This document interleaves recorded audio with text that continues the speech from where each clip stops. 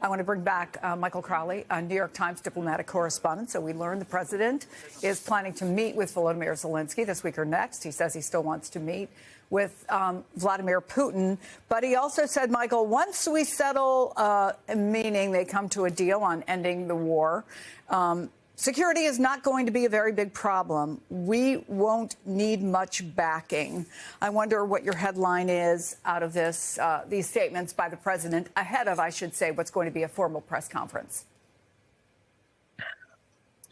Well, Chris, that was striking. And of course, you know, one of the biggest concerns that the Europeans have, the Ukrainians have, Biden officials had, was that if you did try to settle this conflict, how were you going to find a way to do it so that the Russians didn't just come back and invade again after they've regrouped after some period of time or the world has gotten distracted? I think I did hear Trump say that he would be okay with European peacekeeping troops going into Ukraine to try to enforce an agreement. If that's true, that's a headline. The problem is that I'm pretty sure the Russians have ruled that out of hand. So the key point here is that we have no sense whatsoever of how President Trump thinks that there's going to be a lasting agreement that the Russians will abide by, and that everyone who studies Vladimir Putin and the Russians even a little bit closely agree that you can't trust him and that he uses negotiations to take advantage of you. And Trump is essentially saying it's going to be fine. Well, you know, that's a hope is not a plan. So are there going to be any provisions in here that are going to enforce this agreement? And by the way, he's talking on a timeline that's almost impossible to believe that this is going to be wrapped up very quickly. So the last thing I would say, my takeaway headline of all of that, I think, would be that he's saying Zelensky will come to Washington within a week or two to seal this deal on minerals. That, too, would be remarkable speed, although Zelensky is under a tremendous amount of pressure, so I wouldn't be shocked to see that. So let's see if that visit happens.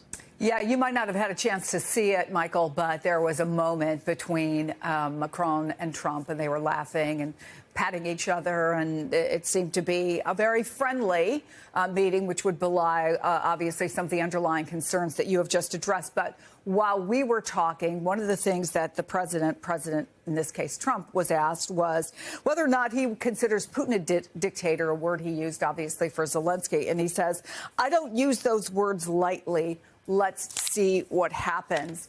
To say the least, this is not someone who speaks diplomatic speak in the way that we've been used to for decades upon decades. No, not at all. And particularly when it comes to Russian President Vladimir Putin, it's a very strange thing. Donald Trump basically refuses to criticize this man. And he's sitting in the room with his Secretary of State, Marco Rubio, who, as I wrote a couple days ago for the Times, has called Putin a monster, bloodthirsty, a war criminal. And, you know, that reflects the views of, I would say, most people in Washington who have been doing serious foreign policy work for a long time. And last thing I'll say, it's kind of strange reversal of the situation from President Biden, who, if you recall, he was not supposed to call Chinese President Xi Jinping a dictator. And when asked, he did call him a dictator, and his staff all kind of slapped their foreheads. You might remember Secretary of State Tony Blinken grimacing because they were trying to smooth relations with Xi Jinping. With Vladimir Putin, you are supposed to call him a dictator because it's so obvious, it's so out there. And until now, we have not been trying to have a friendly relationship with him, and Donald Trump will not say it. So everything is upside down right now.